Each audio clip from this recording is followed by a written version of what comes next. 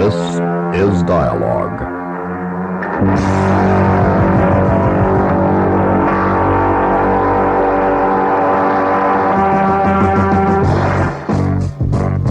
Dialogue, a presentation of the Public Affairs and Special Events Department of KLRB News.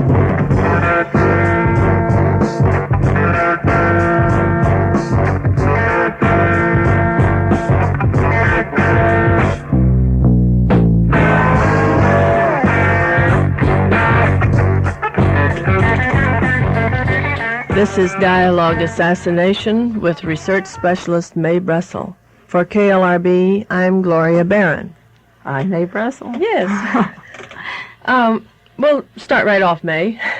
Last week, I think it was, we received a call from Buff Cody, Representative Bert Talcott's representative in his Salinas office, and telling Phil Kogan that the Washington offices had been deluged with mail concerning this program. They didn't know how to answer or what to answer all the mail that they had received. They wanted to know who is Mae Brussell. And the Senate Library wants copies of the tapes. That's great. I'll just turn that over to you, Mae, and maybe you can answer a few of those. All right, I'll answer. You know, from the beginning of the show's Glory, we've asked people to write letters to their public officials and tell them they want to know why national security is involved in not getting the truth about the Kennedy assassinations, and we told them to write about any subject that we mentioned, the evidence in Los Angeles about the Robert Kennedy assassination, the two weapons, and the ballistic confusion down there. We've covered a lot of things, and I've asked people to write, and they are writing, and Representative Talcott called that Washington is, his word was, deluged with mail. And I'm really proud of you listeners. Most of you are under a certain age group listening to a rock station, and people think you're lazy or lethargic or you've dropped out, and it shows you're not dropping out and that you care about your world, and I am really very, very proud of you. And now I'm going to make a point. I'll tell you what I answered Mr. Cody, because he was to phone Representative Talcott. And I'm going to make a point to you in regard to that answer. Mr. Talcott is in Europe now till September 5th on a fact-finding trip. And I'm going to ask all the listeners now, don't write any more letters until Congress comes back into session. I told you, Gloria, that I sent out letters to every senator during Christmas vacation so that there would be information on their desk in 1970 about the assassinations. And between December and January, when they recessed, I had sent out 700 letters to members of Congress, first class. And the response to the letter which I sent out, which was also to law schools, writers, researchers, the response I got made that effort worthwhile. But not one member of Congress answered that 10-page typewritten letter I sent. And there are people in the intelligence agency in every office of every congressman. And if they would get a personal first-class letter, say 30 or 40, from one person, it would cause interest. But when 700 arrived, I am absolutely convinced that they were removed and thrown away from their bins. And I would like to speak to the men someday. I don't think they received them. And when I was in New Orleans with Jim Garrison a few years ago, and was in the office where the man who had volunteered to help him was working, Tom Bethel, I saw mail come in for Jim, and Tom would read it and throw it in the wastebasket. And this is at the time new evidence was coming in. And I was shocked. I was working over at the filing cabinet. I said, "What are you doing?" He said, "Oh, these are letters from all kinds of people, and we don't have the money to answer. We don't have the staff. We can't handle all this." And he threw it away. And there may have been a link that Jim Garrison could use. So I'm going to ask everybody, if you hear something on the show today, and I hope you do it every day, make a note and write a letter. And where the post, because if you do it a month later, you'll lose interest. And where you place the postage stamp, put a date, September 15th, and mail it that day, anytime around that time when they get back. That doesn't mean the congressmen are going to see it, but they won't stand a chance. This, I can go, every week we promise an hour show, an hour of this, an hour of that. we could talk about the handling of the mail from my personal experiences. So write your letters. Do write them. They received them. But they're away now, and they're traveling all around. They're campaigning for 72, and they're at the beaches and all over the world. They're not going to see it, and the chances are they may never see it. It's not going to be on the top of their desk when they get home. So save it. Now, what I said, I called Mr. Cody because he was to call Representative Talcott, and they didn't know how to answer back there. And I said, Mr. Cody, this is a unique situation because for 7 years, people in Washington have had their cover stories on how to handle the researchers. They have their pat answers, and I'll read them to you. And I said, this is the time I don't fit into any bag that they have. And I think they know it back there because they really know who I am, and they have received other correspondence. And the times now are to tell the truth. So the pat answers don't fit. The first pat answer they always gave was national security, that we can't divulge what you want because of national security. And I said, we are on the air now 7 or 8 weeks, and I've broken down as well as I could that this is not a problem. We're not going to be invaded because of this. It's not going to hurt our foreign policy. This is the security of a handful of people over the majority of the people. National security will not, if the congressman write back, we can't go into it because of national security, that doesn't hold because the people know, and the tapes are going east, and people are making cassettes, and the people know, so that doesn't work. The next cover story they always used was no new evidence. Well, I read on a show to you the fact that the area that I'm going into is all new evidence. Even at the minutes of the meeting of April 30th, Senator Cooper says the area that we're weak is the part of Oswald going to the Soviet Union, coming home, the State Department. That is the area I spent 7 years on. So if they say there's no new evidence, they haven't seen any of this evidence, and none of the books out have anything to do with the material that I've researched for 7 years, not one of them. The next cover story they use is loners or misfits and mercenaries are making a fast buck. I don't fit that description. I went into my background, my education, the university I went to, Stanford, my family's background, all the way back to my great-grandmother who founded the I. Magnin stores in San Francisco. And my family are fifth-generation California establishment family. A boy from Watsonville wrote, how can I convince my father about some of this? He's establishment. I wrote him back that I'm establishment, too. I have a huge home, a lot of bedrooms and baths and grounds and stocks and bonds, and I'm establishment, too, so I don't fit that bag anymore. They can't use that one on me. Now, then they have another cover they use. Our investigators convince us about thus and so. Well, at the April 30th meeting of the Warren Commission, and we'll refer to it on several shows, Gloria, over and over again, when Mark Lane and Thomas Buchanan were coming out with assertions about something that was happening in Dallas. This was the end of April, and the commission had 4 more months to work. Earl Warren suggested that we call the president of the Associated Press and the president of the United Press down to send a man to meet with the Warren Commission, and if they have any problems on their mind, the commission would go into them. And we'll repeat this several times because it's important. The way they handled the rumors of what they called rumors of Mark Lane, who had been down at the grassy knoll and talked with witnesses and had an altogether different picture, Earl Warren didn't say, let's call in Mark Lane and Buchanan because they have something that we don't know. They said the way we will handle those people will be to call in the president of the Associated Press and the United Press. So all they get is their cover story. If it is a CIA conspiracy, the cover story is set. So they say, well, this is what we have, and they're quoting themselves. So I said to Mr. Cody, there's only one way we can handle this, and I suggest it would be very nice if when Mr. Talcott returns from Europe, that you come to my home with him, because he'll be going back to Washington, and by then they'll know even more about what we know, because I'm sharing it with you. And then he can go back and discuss it intelligently.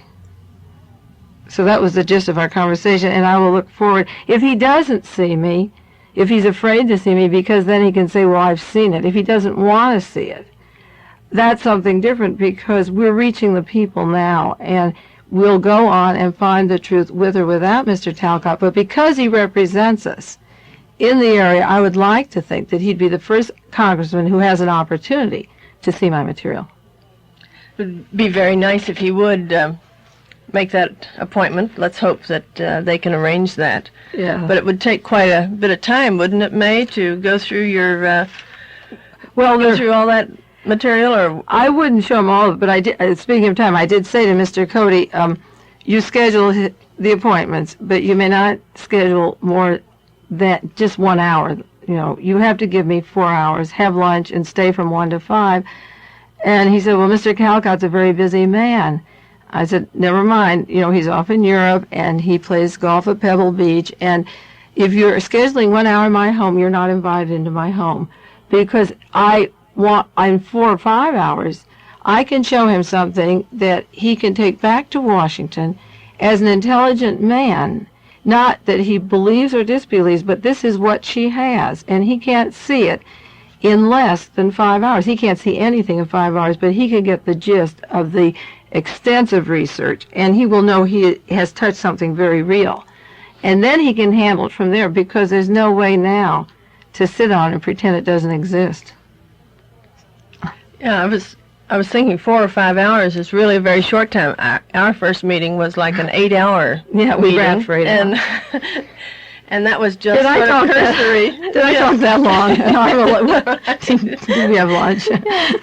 So now Mr. Talcott is receiving the tapes, or he Will will receive them, he yeah. will When he receive gets them. back, yes. And I'm also they are listening. We know that they are listening now. Yeah, I'm also advising Phil at the station here to make copies, cassettes of them, and not to mail them to Washington, because nobody who would be interested in these tapes will see them till September. And there is no reason for them to look up stuff and rearrange it and have another cover story where they can get on the Associated Press or the news media and flatly refute this or that. They can sit with them at their leisure when they return, but there's no one now who would be able to handle this who's in Washington. So we'll hold them up, until September, and they'll all arrive when the men get back to work. On one of the shows, was it the last one, Mae? You mentioned Jack Anderson. Oh, Yeah. the news media. Assassination Balderdash article. Yeah. There was, you brought out the fact that our local papers here didn't carry portions of that article, and that the New Orleans paper did carry an extra added, Yeah, we were talking an about extra paragraph. Right? every week we talk about news control. Yeah, right. And what you do is some things never go over the AP-UP wire. And some papers delete what goes. And people say to me, well, why do you have to read 6 or 7 newspapers a day? If you finished your research, what good did the papers do? Well, on July 27th, 1971, Jack Anderson had an article about Spiro Agnew in Kenya, about how his aide was kicking up, embarrassing him, and so forth. But at the end of the article, there was a column that was in the New Orleans paper. Now, Jack Anderson had a column that day in the San Francisco Chronicle, in the San Jose Mercury, the Monterey Peninsula Herald. And it didn't cover the last 3 sentences or paragraphs that the New Orleans paper did on the same date. At the bottom of the New Orleans paper, there's a lead article that says, Assassination Balderdash. Now, I went to the Random House Dictionary. The definition of balderdash is a senseless jumble of words or nonsense. Now, what was the balderdash that Jack Anderson wrote about that was in New Orleans that wasn't in our newspapers? This is the article. A new and far-fetched theory of the assassination of President Kennedy, Senator Robert Kennedy, Dr. Martin Luther King, and Malcolm X is circulating on Capitol Hill. It is contained in a 14-page report, buttressed by various documents, which was put together by Don Riley, a labor union employee and assassination buff from San Francisco.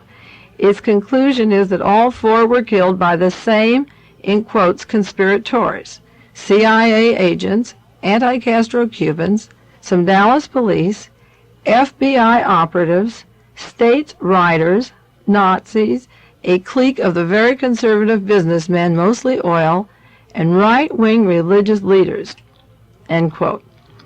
Jack Anderson says we have criticized every one of these groups at one time or another. But our own investigations convince us that this new theory, as earnest and ingenious as it may be, is pure balderdash. Now, at the time our shows were breaking here, and we were talking about a weekly program discussing the assassinations and how they're newsworthy and they're in the news every week, and we want people to become conscious about these articles, Jack Anderson is saying that his investigation convinces him that this is wrong.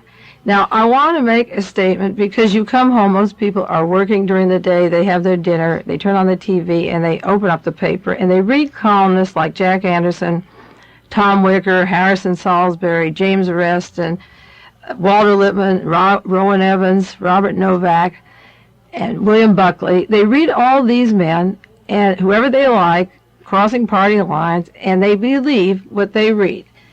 And those articles, these men, should be writing their opinions, like my opinion is, Jack Anderson should have said, my opinion is that this is far-fetched. Or I don't happen to agree with it, it seems too broad, or too many people are involved. That's my opinion. But he said that his investigation convinces him that this is balderdash. And so what I want to do today, and these tapes are going to Washington, and I will make an extra cassette to Jack Anderson, I want to challenge him in front of the people listening all over the country, these are going all over the country, that the columnists should put up or shut up once and for all, and that I will meet Jack Anderson's investigators of this 14-page document anytime, any place in the United States, and he can invite any 10 congressmen, no party lines, not radicals, not conservatives, to meet with us. 10 congressmen, 2 or more should be black because he's mentioning Malcolm X and Martin Luther King. And we will meet his investigators with me. Now, I have never known the name Don Riley, Gloria. I know a lot of the researchers in the country. I've never heard of him. When I saw the article, I called information in San Francisco to rap with him. He wasn't listed. So I wanted to get on, but it's more effective to me to meet them in Washington in the fall, his investigation where he rules these people out, to say that I, Mae Brussell, in Carmel, never knowing a Don Riley existed, finished my research on the John Kennedy assassination till where I was satisfied how it went. And it is exactly what that 14-page document has in Washington. And when I was all finished with the research that I wanted to do, to sit down to write 5 continuous books, each different on the subject, people would say, and I had to do this for my own head, well, Mae, what are your conclusions? How did it really work? What are people making broad statements about the CIA, the FBI? What do you really think happened? And if you have a pencil and if you have a paper, I will give you briefly, you and Jack Anderson, a rundown. I'm not going to name all the names. I'll name them to him in front of the members of Congress, but I will give you an outline briefly of the way the operation worked, the way I figured it out, which is identical to that 14-page document sitting in Washington. And I can't stress too much how I resent these columnists. Either they are part of the conspiracy. There were 2 conspiracies, one to murder and one to cover up. And many in the cover-up, we know who they were in Life magazine or in New York Times or the columnists. If they're either part of the conspiracy to cover up or they are stupid or uninformed. And I will inform Mr. Anderson, and I will catch him up on what happened if he is not part of the conspiracy to put him down. Incidentally, Jack Anderson could look in his files of Drew Pearson. He inherited the column. He used to work with him. I had 5 letters, and they're in my file, dated to Drew Pearson, to investigate particular Nazis in the Dallas-Fort Worth area that were involved in the assassination, and this correspondence was going on in 1964 and 1965. And I had telephone conversations with Drew Pearson. I have the dates at home about the people that Don Riley is mentioning now. So if you have a pencil and paper, I will give you a brief idea of how I will meet Mr. Anderson. At the very top on the left-hand side, leave your paper cling, and on the very top on the left-hand side is a particular man in Army intelligence. And down below that name is J. Edgar Hoover, straight line down, and below that name is Richard Helms and Alan Dulles of the CIA. Now, the agents of the CIA had two branches. To the left was Lee Oswald, who met with 6 particular people. And to the right was Marina Oswald, who met alone with 5 particular people who connect to the oil people and the Nazis, who connect to Army intelligence, motorcade, police, and secret security, and the decisions of where John Kennedy would pass that day. That's your left-hand column. Now to the right, way over, is another man, a Nazi, a member of the John Birch Society, who gave a speech in Boston 2 years ago on the 4th of July that all Jews in this country should be vaporized. He was dropped from the Birch Society, at least overtly, because he came out too much in the open. And below his name is the name of another gentleman of the CIA who worked with, there is a connection here, with a group that have never been yet exposed that I refer in my research as the Munich gang. They are military police, they are counterintelligence decoders who worked in Munich, Germany, and arrived in the Fort Worth area. The first one arrived in October 1962, and they filtered in a group of them. There were about 20 altogether that never were called as witnesses before the Warren Commission. The only one that was called before the commission, will go into his name, and I'll tell you why he was called, perjured himself. And I will read the perjury on the air and show you that I challenged Jack Anderson to go into my years of research, because I have a chart of the man from the CIA who worked with the oil people, and where those people met with Ruby, who met with the Munich gang. I call them the Munich gang. And my diagram is so tight that I can refute anything in the Warren report and back it up with thousands of pages of document. Now, when we meet, Mr. Anderson and I ever meet with the Congressman, Gloria, we'll turn to the Warren report, page 292, describing right-wing groups hostile to President Kennedy. Now, Jack Anderson, July 27, 1971, is saying this is all balderdash, this theory about the Dallas-Fort Worth area. The Warren report gave 6 pages on the right-wing group out of hundreds of pages of research, 6 pages into this area, and only called one witness out of many, many, many who could have been called. And this is what they said. Quotes, the commission considered the possibility that there may have been a link between Oswald and certain groups which had bitterly denounced President Kennedy and his policies prior to the president's trip to Dallas. But they went into the connections, and they found no connection of Oswald to this group at all, except the fact that he had attended one meeting of General Walker's, a big rally. Well, in order to prove a conspiracy in Dallas, Lee Oswald didn't have to know any of the oil people at all. He didn't have to know any gunman on the knoll. He was on what we refer to as a need-to-know basis, Gloria. So all Oswald had to know to do a particular thing, which was namely to be a decoy, was to get a position in the depository few weeks prior to the trip to Texas. You had to have people decide which route you take. And there's a new book on that subject. We're going to do a whole show on how the Governor Conley insisted on taking this particular route instead of another. There's a new book that just came out. I read the review last night by men of the Secret Service who had terrible guilt about Kennedy's death, and they're writing a new book. Oswald had to be in that building, and he had to leave the building, and the others were told, if the doors were closed, you can't leave, we're going to examine the building. And he would be picked up because he was the only one who left the building. That is a decoy. A patsy is when you plant the evidence against them, because he was very confident and cocky for 2 days. Then he panicked and realized what would happen. Then he was shot. But Oswald, the Warren Commission says, because he didn't know these oil people. But if the person in oil exploration was connected and introduced him to the people who got the job in the depository, and we mentioned these names, he didn't have to know the other people. Then the Warren report goes on. The day of the assassination, in the newspaper, in the Dallas Morning News, was a black-bordered article said, "Welcome, Mr. Kennedy." And it was signed by Bernard Weissman of a fact-finding committee.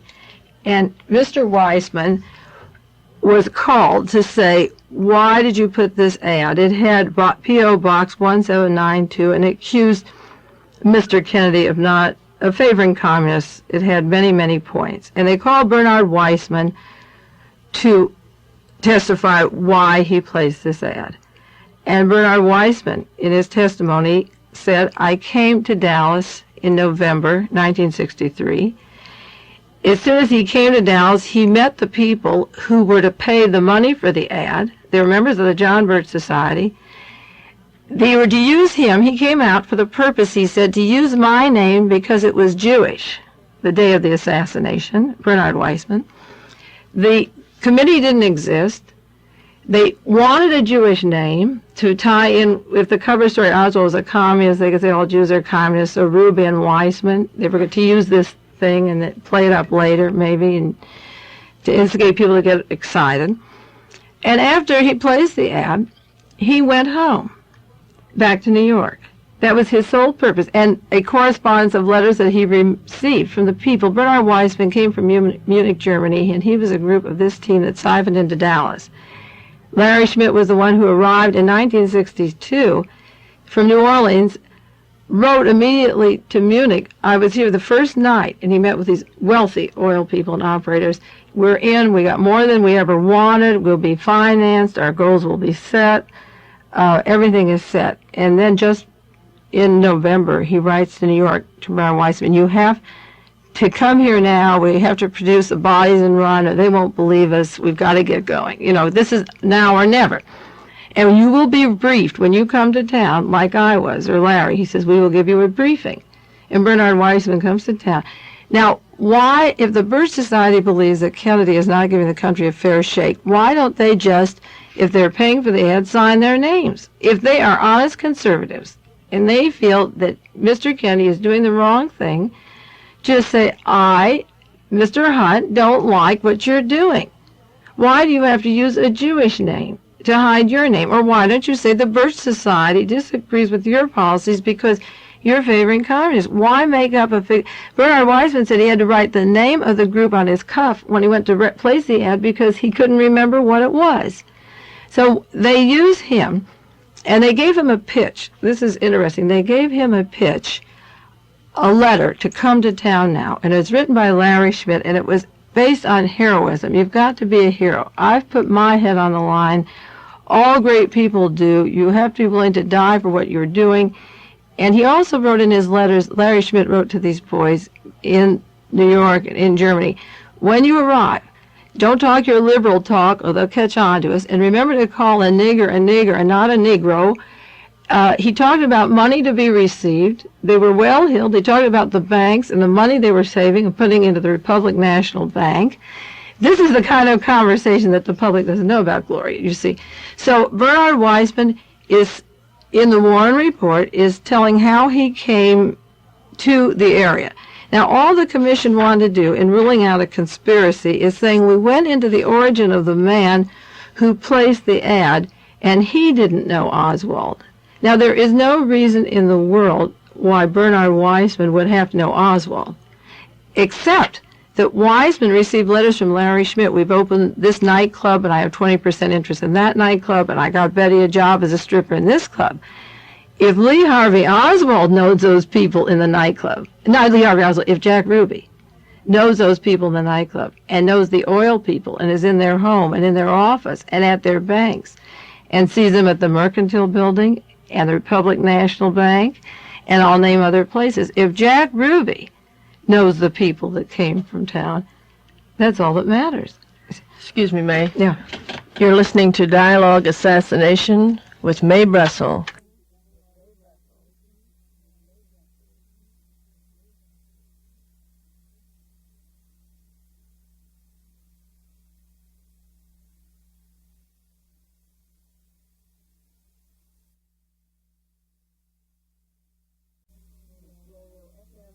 Stereo FM Carmel by the Sea.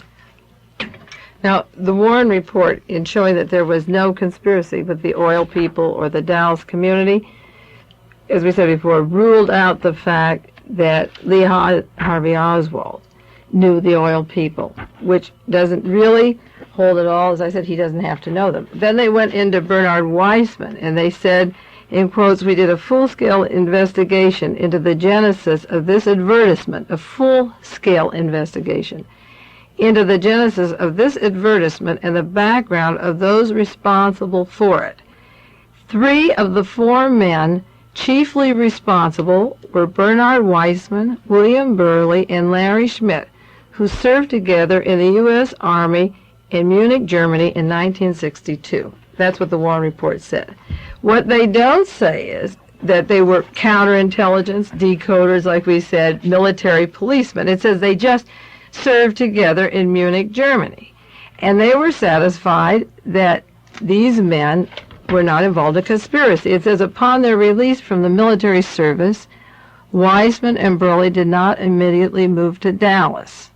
In October the 1st, 1963, Schmidt told them that big things are happening. This is what he wrote to them.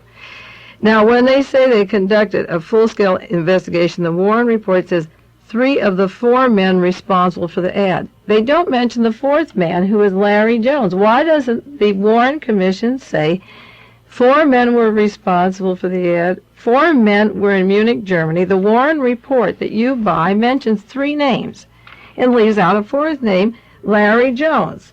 Now, the day of the assassination... Who is Larry Jones? Well, Larry Jones was one of the men in Munich, Germany, with 3 men. But why doesn't the Warren Report say 4 men were together? They said the commission, this is page 295, conducted a full investigation. 3 of the 4 men served together in the U.S. Army in Munich, Germany. Now, when Bernard Weissman, who was allowed to use a fictitious name to hide who paid for the ad, a Jewish name to hide who was behind it, was called before the commission. He was the only member, and I have a list of 28 people who have to be called back to Washington. On page 490 in volume 5, Mr. Jenner said to Bernard Weissman, "What other buddies do you have in the Army with whom you again renewed your acquaintance when you were discharged and went to Dallas?" And Bernard Weissman said, "Only one besides Larry," meaning Larry Schmidt, and that was Bill Burley. Now, under sworn testimony, he says those were the men in the Fort Worth, Dallas area at the time of the assassination. When I turn to volume 23, a Mr. Siegel from a carpet company that was the front where Mr. Weissman was supposed to be working with Bill Burley when they arrived. They didn't sell a carpet. They didn't call on any person. They weren't peddling carpets, but that is where they checked in. And they were there at a meeting the morning of the assassination. And Mr. Siegel testified that at the end of the meeting, there was a telephone call to, this is volume 18, page 846. There was a telephone call to meet Larry Jones for lunch. They'd be at the usual place with his brother, and after the assassination, that noon they would meet for lunch. The day of the assassination, Larry Jones called, and Bernard Weissman said, "Oh, I don't know who Jones is." But in the volumes, volume 18, 846, you see that Larry Jones was in Munich, Germany. Now, in volume 18, page 890, a gentleman named Ken Glazebrook, a political analysis division of their organization. This group in Munich had an organization called CUSA, C-U-S-A, which we will talk about. And Ken Glazebrook is mentioned when Bernard Weissman was called as a witness. He mentions that he went in Dallas to the bus station on November the 22nd and picked up November 22nd, 1963, and picked up Ken Glazebrook. Now, Ken's name is in the correspondence. He was in Munich, Germany, and knew these men. Then he went on to the Middle East, and he siphoned into town. And Bernard Weissman is saying before the commission that he picked Ken up November the 22nd, 1963, at the bus station. And in the same testimony to Jenner, he's saying that he didn't know anyone from the German area except 2 men, Bill Burley and Larry Schmidt. So right there, you see the commission, Mr. Jenner is taking his word that there was Larry Schmidt and Bill Burley in the Dallas area. And when he says, "I picked up a friend, Ken," Mr. Jenner hasn't read the correspondence that Ken was in Munich. So the commission lawyers don't even know who the witness is talking about. So there's no way that Jack Anderson can tell me his investigation is going to match my investigation. And it's so serious, Claire. I take it serious. I really do. Because you are being told we've gone into this. He says, my investigation. And he has not gone into it. And I'll show you how the Warren Report made errors in this area and how they got into trouble. They only had 6 pages, as I say, in the whole area. And Don Riley in San Francisco has this 14-page document mentioning people.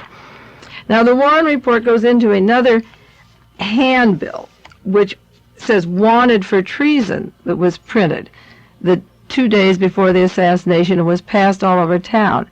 And the man who did this printing and was involved with it, the Johnson Printing Company, is a partner of General Walker. You have to remember that General Walker was removed from service by the administration because there was so much right-wing activity going on in organizing with the military over in Germany.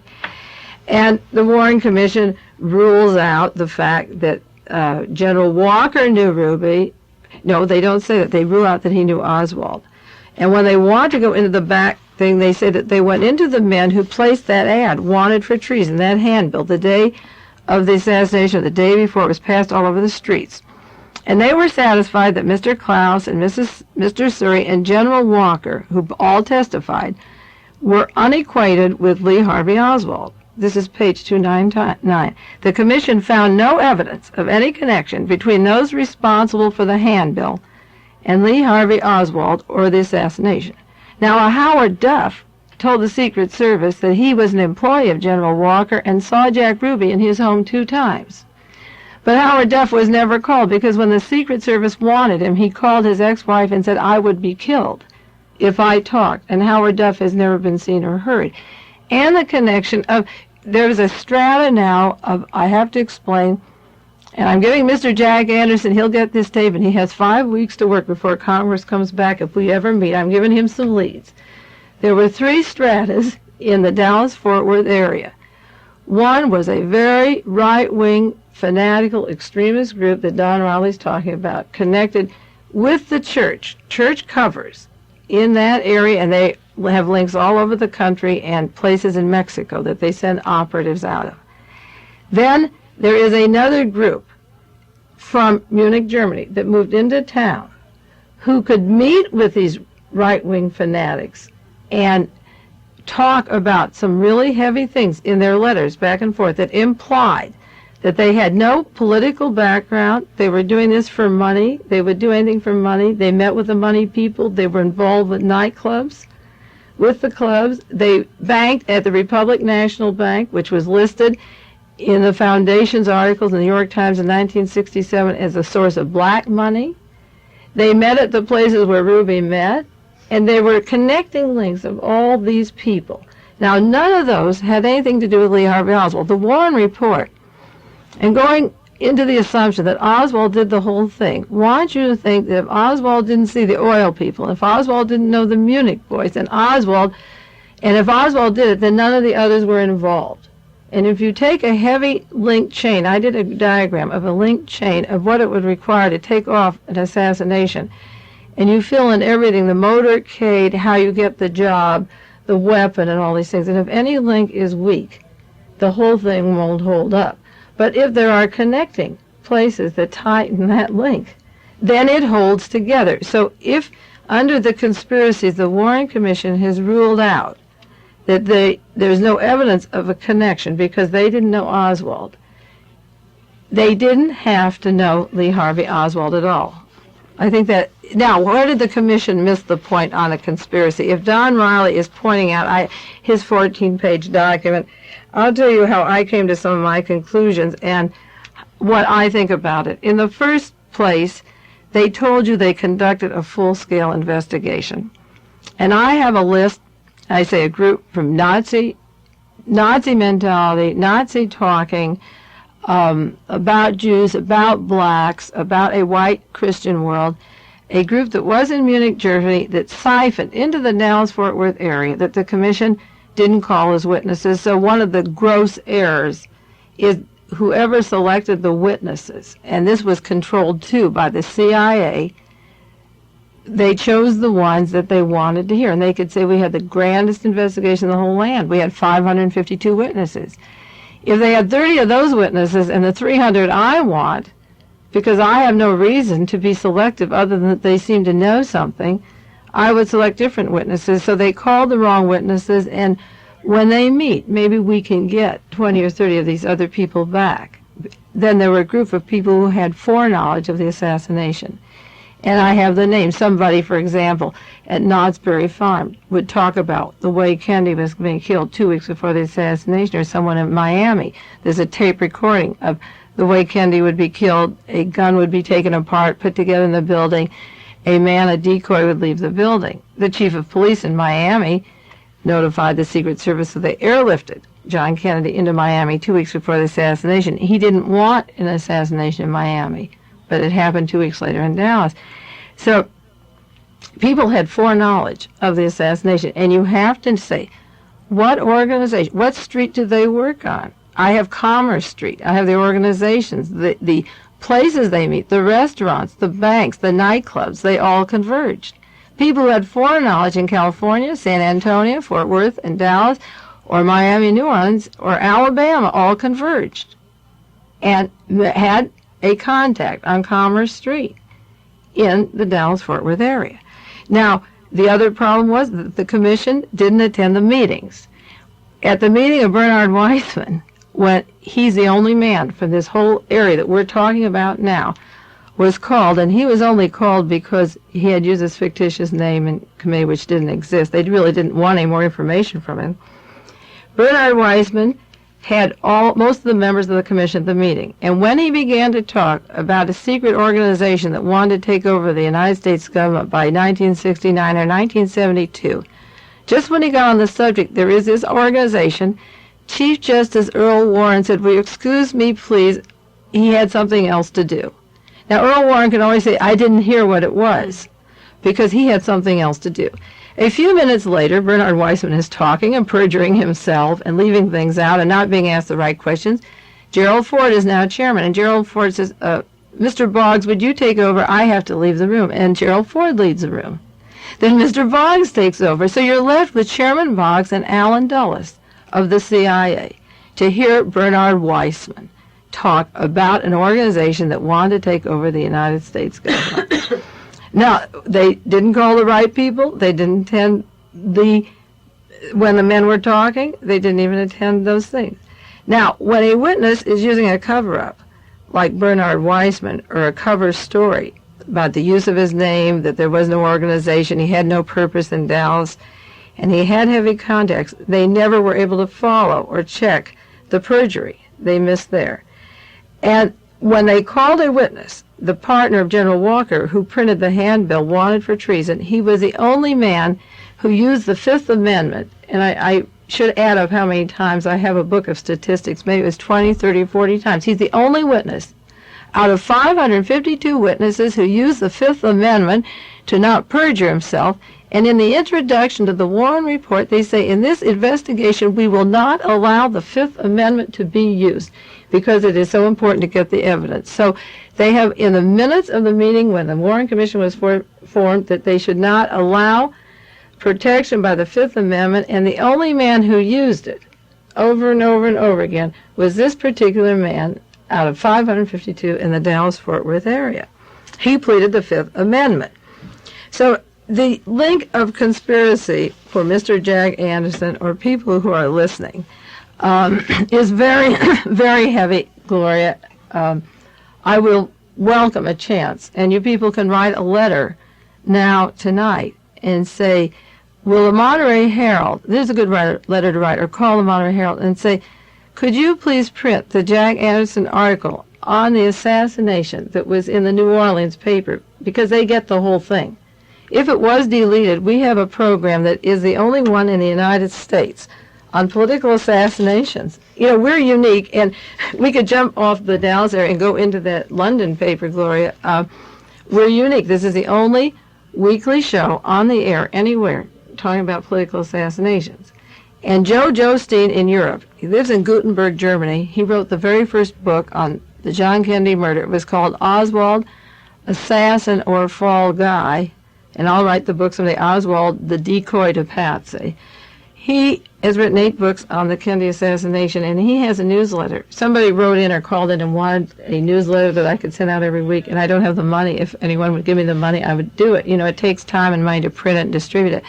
And he has a monthly newsletter for researchers who are interested in the assassinations. If any of you want to write to him or subscribe, his name is Joachim, Joachim, I guess it is, Joesten, 7890, Gutenberg, Germany. I'll say that again. Maybe people who want a newsletter, he's right on. He's saying things just as they come off once a month, and you'll get it. And it isn't very expensive. I don't remember the cost. Send him a letter and ask him the cost, and you'll get 4 or 5 pages every month. Joesten,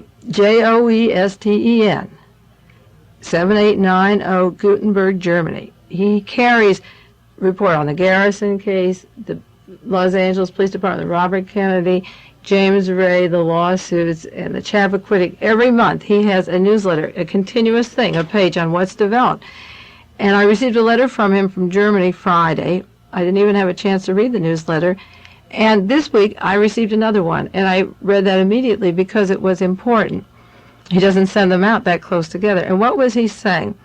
He was saying that in London, a man who used to work for the Defense Department, Fletcher Prouty, who was a lieutenant colonel, was invited on British Broadcasting to talk about the Pentagon Papers and the meaning to American history and what's happening now. And he took London by surprise on the show called 24 Hours and suggested that there was a possible CIA involvement in the killing of the 2 Kennedy boys.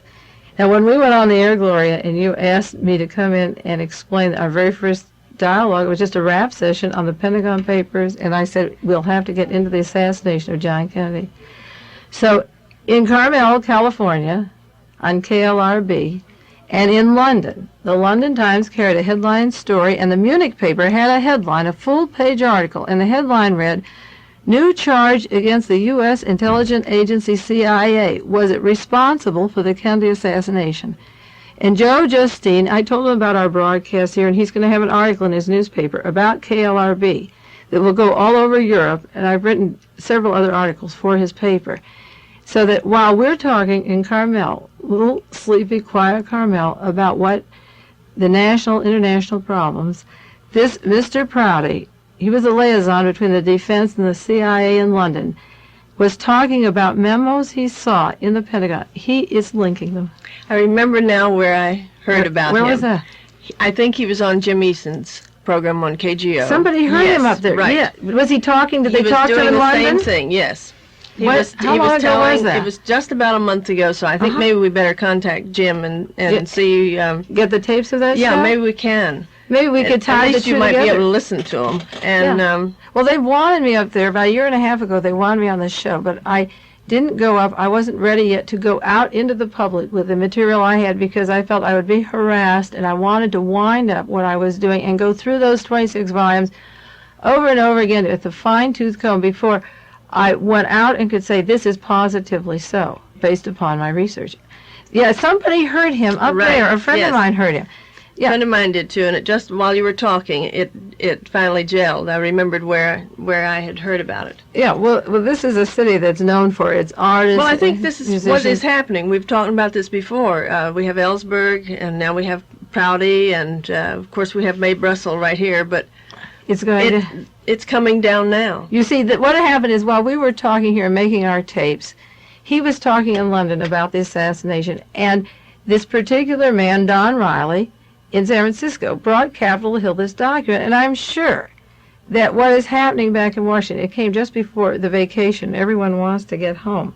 And most of the people are out working. They don't care at all. The McGoverns and the Muskies and the Ted Kennedys, they couldn't care less about what we're saying.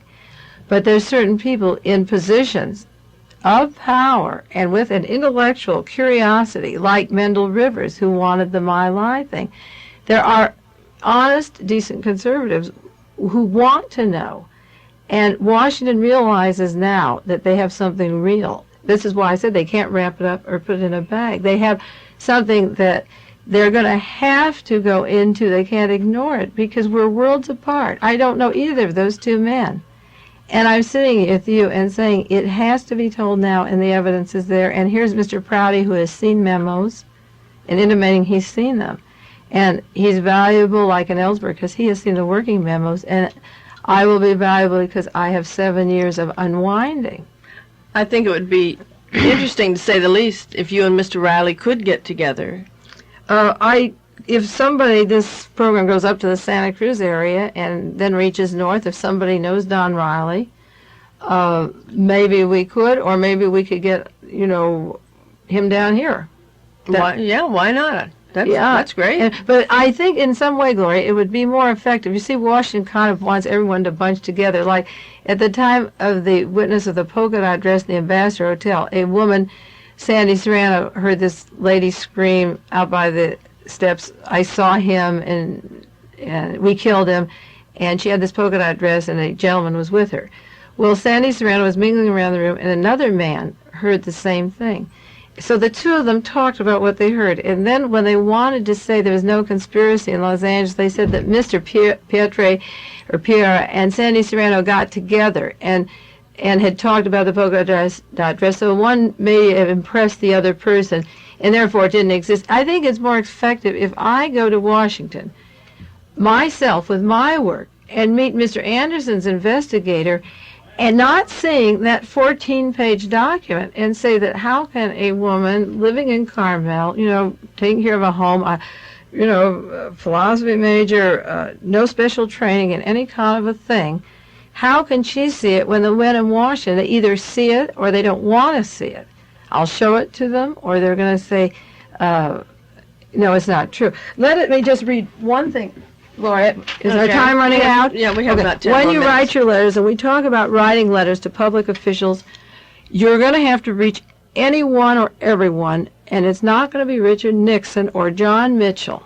And I want to read you a section of a book because we're talking about the news of the week. U.S. News and World Report has an article this week on the number one man in the cabinet in controversy. His name, of course, is John Mitchell. He is the foe of civil rights. He's the designer of the Southern Strategy. He is the fellow, this is quotes, who can change the president's mind. He advises across the board the highest policy meetings. Now, he makes all the decisions. He was the campaign chairman for Richard Nixon. The article goes on to say, I have many articles on my filing cabinet of the background of Nixon and his law firm, but this is this week's U.S. News World Report, August the 2nd. He did not know Nixon. He was not a Nixon convert or belonged to the group of Californians associated with him.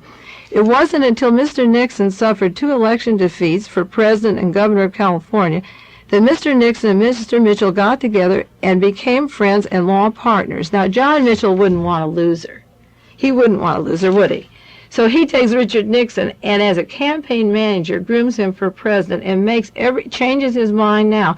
When I talk about covert governments or police states, I talk about Mr. Puppet Richard Nixon. But I'm going to read you fast, we're almost off the air, from Penn Jones Jr.'s book, Forgive My Grief, Volume 3. Penn Jones has written 3 books on the Kennedy assassination. He lives in Texas. On page 84 and 85, the chapter is called The Head Man Was in Dallas. And he goes into the newspaper, the Dallas Times-Herald, reports society parties of various people in the area constantly, of Mrs. Clint Murchison, the oil family, or Paul Rogatorodski, and she describes meetings at their home. But Penn Jones says, now I'm going to read the entire quotation. Forgive My Grief is the name of the book, page 85, volume 3.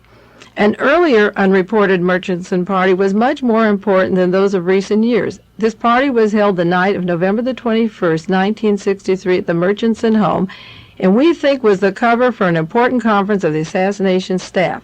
We always felt that before the president was killed, a staff conference was held somewhere and the elements of the assassination plot were present.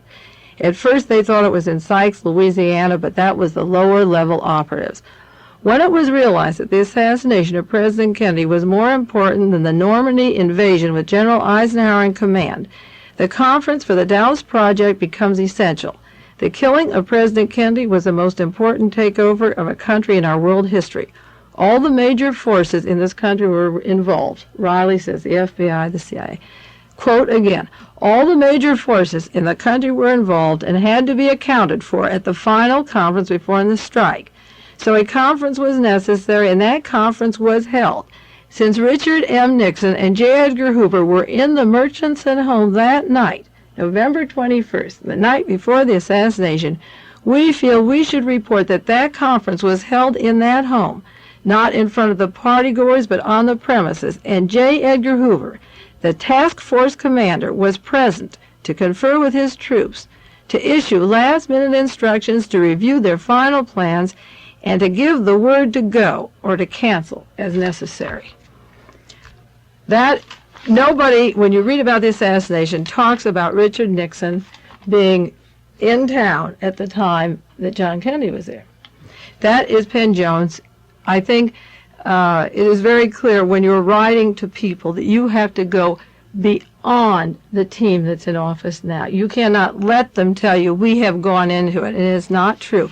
If people like Senator Proxmire or Senator Fulbright or a handful of people who want to go into examining the situations in Washington or want to sue the president for holding up billions of dollars that haven't been allocated, I have a list of people who feel something's wrong, and it's up to those people, if they feel something's wrong, is to take this evidence. They should either put up or shut up now.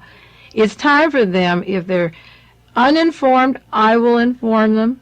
You just write to them and say, we are hearing these things. Mae Brussell wants to see you. Save your letters. There's another letter, and date it, and send it off. Mae Brussell will meet with any of you, anytime, any day. And if you don't want to know, just say you're in a police state, and this is the way it is, and that there will be no elections in 72. Just say it, and call it what it is. That's all. Don't play with our heads. Don't mess around with us. But if you're just uninformed, she's here now, and she will inform you. Thank you, Mae.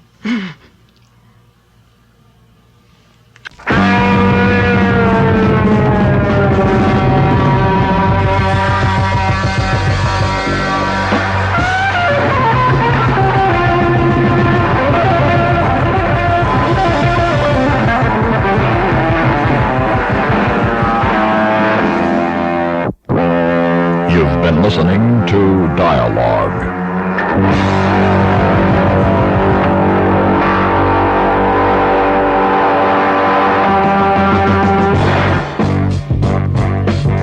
Dialogue is a presentation of the Public Affairs and Special Events Department of KLRB News.